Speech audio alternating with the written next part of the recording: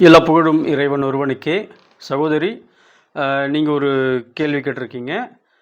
3.5 வயசு குழந்தைக்கு இருமல், சளி, காய்ச்சல் இதெல்லாம் இருக்குது. அதே நேரத்தில் காய்ச்சல் அதிகமாச்சுன்னு சொன்னாக்கா ஃபிட்ஸ் வர மாதிரி இருக்குது அப்படிங்கிற மாதிரி சொல்லியிருக்கீங்க. ஸோ அதுக்கு சில விஷயங்களை சொல்கிறோம், அது கொஞ்சம் ஃபாலோ பண்ணுங்கள். இன்ஷால்லா 2-3 டேஸில் நல்ல ஒரு பலன் கிடைக்கும். ஓகே, ஃபஸ்ட்டு நீங்கள் பண்ண வேண்டியது என்னன்னு சொன்னாக்கா, பேக்கட் ஐட்டம்ஸு இந்த பசங்க கேட்குறாங்கன்னு சொல்லி சிப்ஸு, 10 ரூபா கூல்ட்ரிங்க்ஸு பாட்டில் இதெல்லாம் வந்து அவாய்ட் பண்ணிவிடுங்க. அதே போல் டீ காஃபி கூட இப்போ டெம்பரவரியாக வந்து ஸ்டாப் பண்ணிவிடுங்க. ஓகே, ஸோ சாப்பாட்டுக்கு என்ன பண்ணலாம் அப்படின்னு சொன்னாக்கா, சாப்பாடும் இப்போதைக்கு தேவையில்லை. பட்டு குழந்தை கேட்கும் இல்லைங்களா, அப்போ என்ன பண்ண சொன்னால் ஃப்ரூட்ஸ் வாங்கி கொடுத்துங்க. ஜூஸி ஃப்ரூட்ஸு, சாத்துக்குடி, கிரேப்ஸு, இந்த மாதிரியான நீர் பழங்களாக கொடுங்க. அப்படி ஒன்றுமே கேட்கல, இந்த நேரத்தில் ஒன்றும் கேட்காது, பசிக்கல வேணான்னு சொல்லும். அந்த நேரத்தில் நம்ம என்ன பண்ண சொன்னால் பழங்களை வாங்கி அது பக்கத்தில் வச்சிட்டோம்னு சொன்னாக்கா அது தேவைன்னா எடுத்து சாப்பிட்ரும். தேவைன்னா எடுத்து சாப்பிடுமா அப்படின்னு சொல்லிட்டோம்னாக்கா குழந்தை எடுத்து சாப்பிடும். ஓகே, அது ஒன்று. ரெண்டாவது, தண்ணி கொடுங்க. தண்ணியுமே வந்து barley water and jeera water.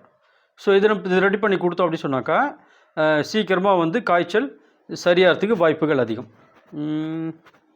அதே போல் ஆரஞ்சு ஜூஸு, சாத்துக்குடி ஜூஸு இது நம்ம கொடுக்கணும். ஓகேங்களா, அது எப்படி கொடுக்கணும் அப்படின்னு சொன்னாக்கா, ஒரு 1/2 டம்ளர் வந்து வார்ம் வாட்டர். இப்போது ஒரு 50 ml வந்து நம்ம ஜூஸை வந்து நம்ம எடுக்கிறோன்னு சொன்னாக்கா அதே குவான்டிட்டி வந்து அதே அளவு வந்து வார்ம் வாட்டர்.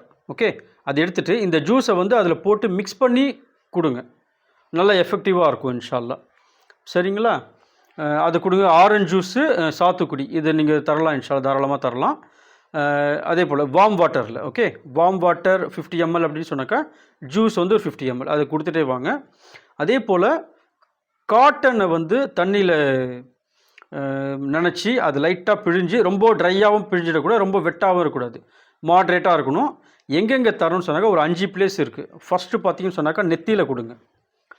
செகண்டு T1 பின்னாடி கழுத்து, பின்கழுத்துக்கு கீழே இப்படி குனிஞ்சால் இந்த இடத்துல முட்டம் பார்த்தீங்களா, இந்த எலும்பு, அந்த இடத்துல ஈரமான அந்த காட்டனை வந்து கொஞ்ச நேரம் வைங்க.